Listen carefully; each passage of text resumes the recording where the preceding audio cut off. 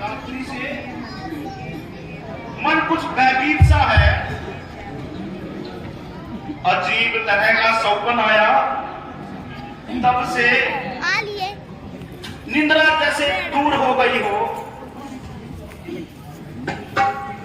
अनोखा सपना देखा,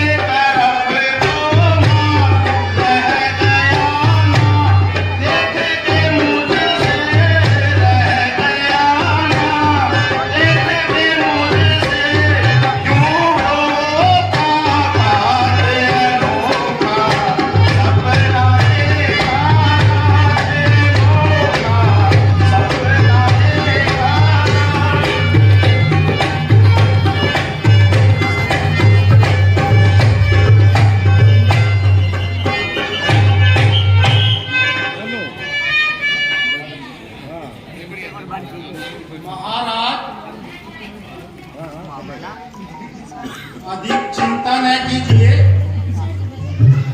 सपने का कोई ज्यादा अर्थ नहीं होता। नहीं नहीं, सपने व्यर्थ में नहीं आते। सपनों का कोई न कोई रहस्य जरूर होता है। मैं इसे गुरु जी से वार्तालाप करूंगा। महाराज, मुनि विश्वामित्र जी आएंगे। है क्या? मुनि विश्वामित्र जी आए हैं? जाओ जाओ, उन्हें शीघ्र आदर सहित लेके आओ। जैसी आज्ञा महाराज।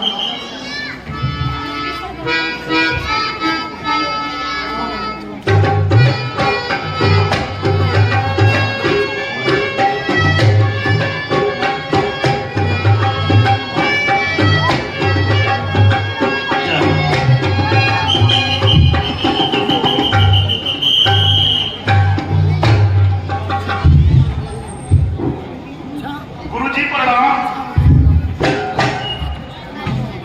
कहिए, यहाँ कैसे आना हुआ? आइए, पधारिए। मेरे बड़े भाई, जो आपके पवित्र चरण मेरे राज्य में पधारे हैं। महाराज दशरथ दुहाई तेरी रे।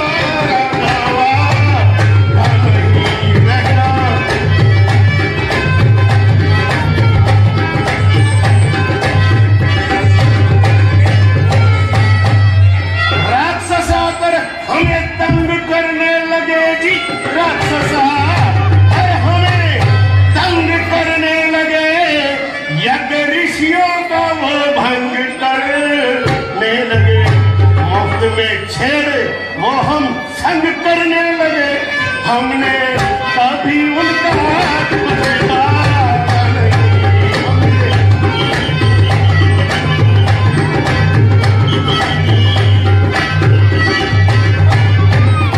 गजब गजब सितम, अंधेर महाअंधेर, पर जब पड़ी लुटा पड़े और आपको कन खबर न हो।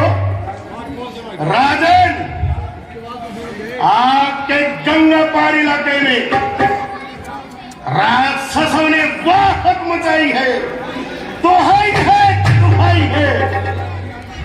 जो भी यात्री आता है बड़ी क्रूरता से लूटा जाता है और उसका वध कर दिया जाता है। अभी कल की घटना है, यात्रियों का एक समूह स्त्री और बच्चों सहित लूटा गया। कईयों की जाने गई, कईयों का सिर फोड़ा गया। तमाम इलाका मरीज के हाथों दुखी हो रहा है और एक छोटा बड़ा उस कमबख्त की जान को रो रहा है। हम लोग जंगल में बैठकर ईश्वर का भजन करते हैं और कंदमूल फल खाकर अपना पेट भरते हैं। ना तो किसी को सताते हैं, ना किसी से कुछ मांगने जाते हैं। केवल अपनी तपस्या से अपना काम रखते हैं। मगर उन पापियों को वो भी न गवा गुजरा। हमने बड़ी मुश्किल से युद्ध रचाया था।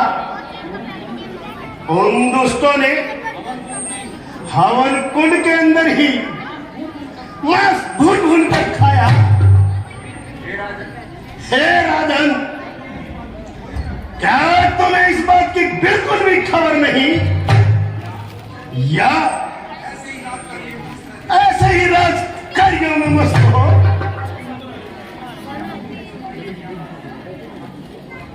मुनि जी सुनाई ये क्या दास्तां,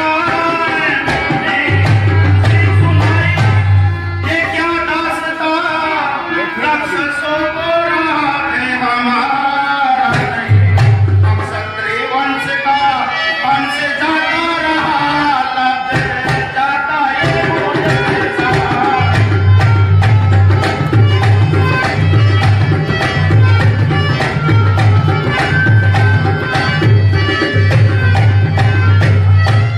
कौन सुनते ही मेरा बोलने लगा जी, कौन सुनते बोलने लगा और कलेजा भी हाथों चलने लगा। ऋषियों पे दुष्टों का चलने लगा। राजा आवे राम की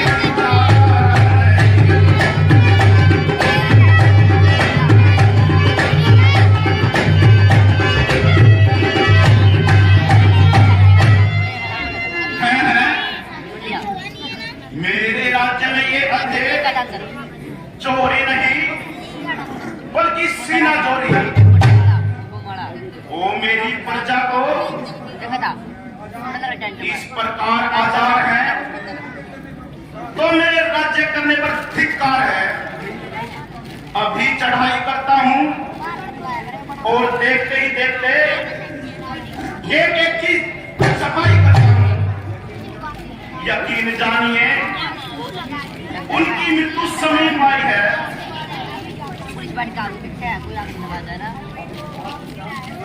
अब आप विश्राम कीजिए, मैं अपनी सेना को तैयार करता हूं।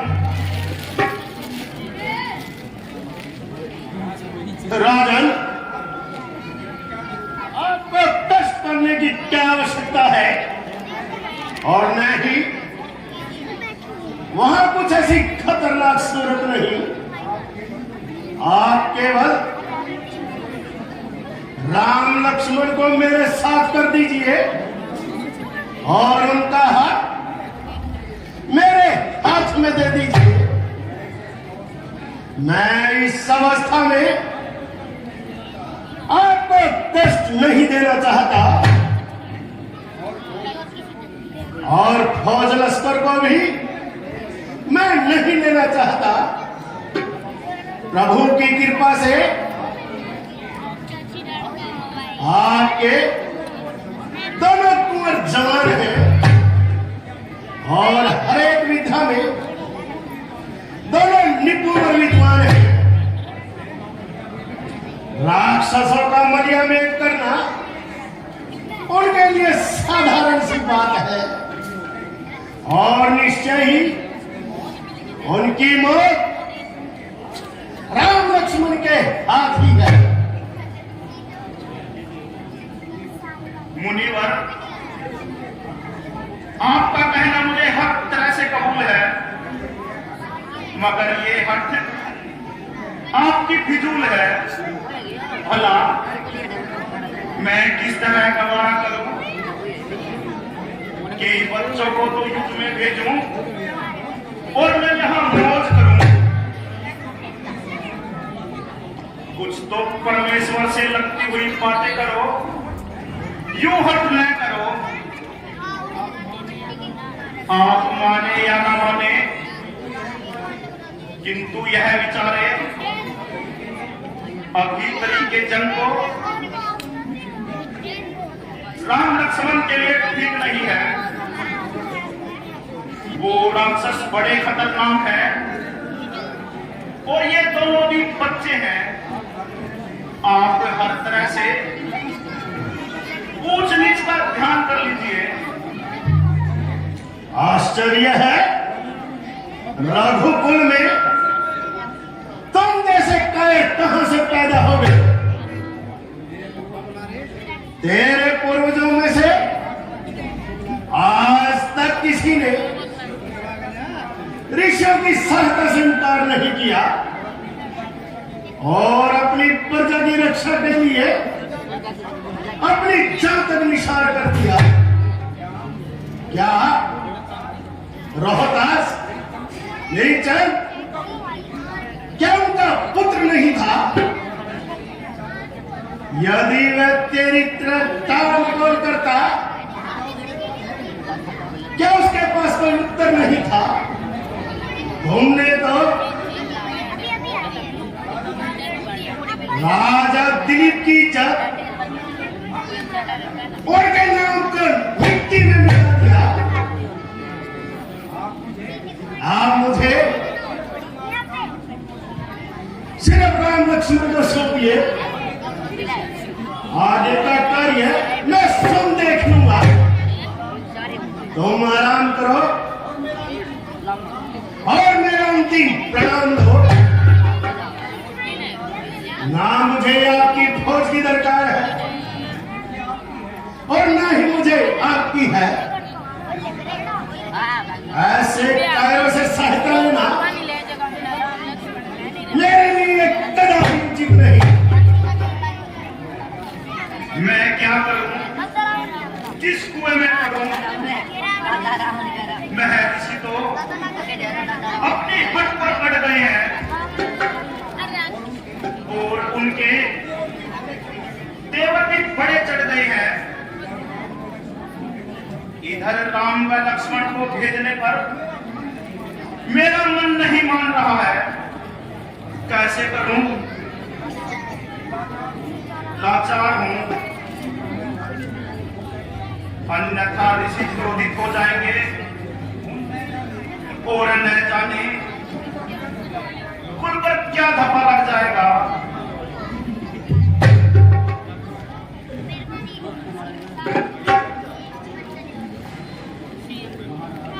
महाराज, आप ज्यादा इतराज न कीजिए और राजकुमारों के भेजने से इनकार न कीजिए।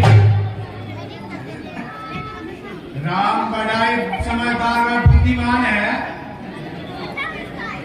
वह हर एक तरीके से युद्ध में प्रवीण है। विश्वामित्र जी कह रहे हैं तो आपको उन पर विश्वास करना चाहिए। वे जो कुछ कहते हैं उनकी बातों पर विश्वास कर लेना चाहिए। ठीक है,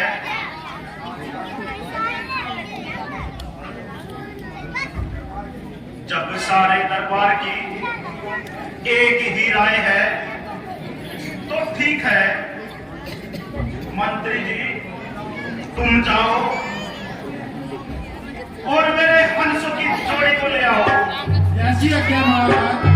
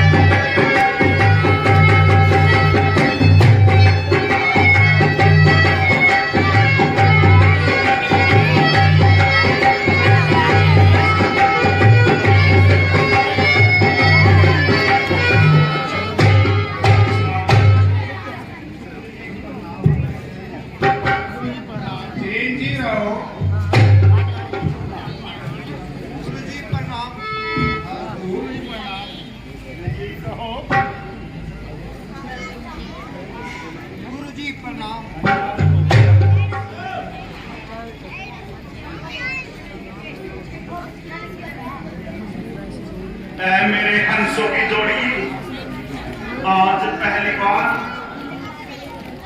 तुम मुझसे अलग हो रहे हो। दोनों मिलकर मुनि विश्वामित्र जी की हर एक आज्ञा का पालन करना और उनको कोई कष्ट न आने देना। उनका कार्य पूर्ण करके शीघ्रता से तुम मेरे पास आ जाना। लीजिए विश्वामित्र जी, मैं अपने हंसों की जोड़ी को आपके हवाले सौंपता हूं। जिस तरह मैं इनको सौंप रहा हूं उसी तरह इनका कल्याण करते रहना और शीघ्रता से वापिस लेके आ जाना। राजन, तुम निश्चिंत रहो, विधि ने जो लिख रखा है वो कार्य अवश्य होगा। तुम इस बात की बिल्कुल भी चिंता ना करो।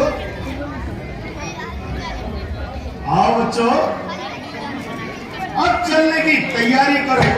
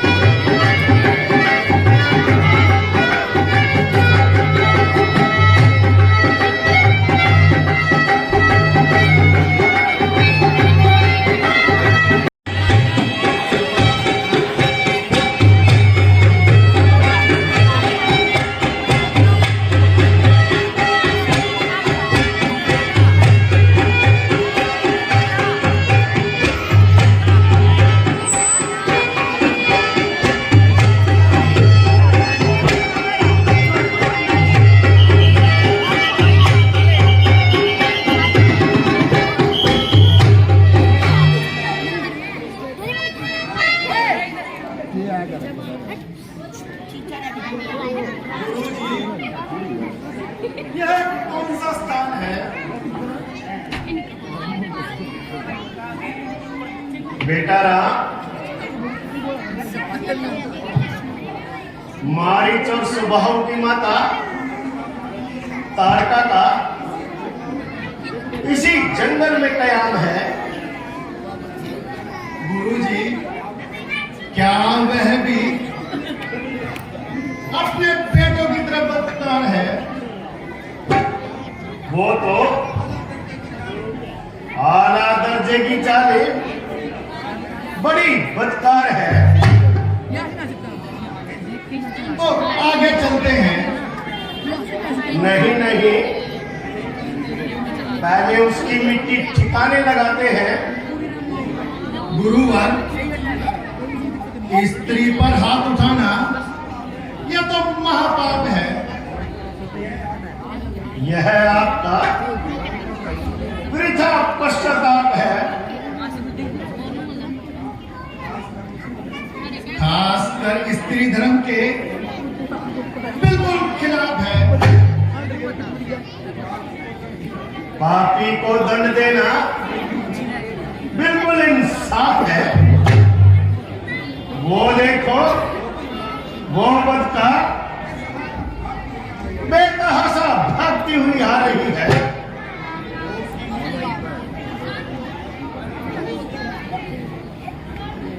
तो उसकी मौत भी उसको हमारे पास ला रही है। युद्ध के लिए हम तैयार हैं।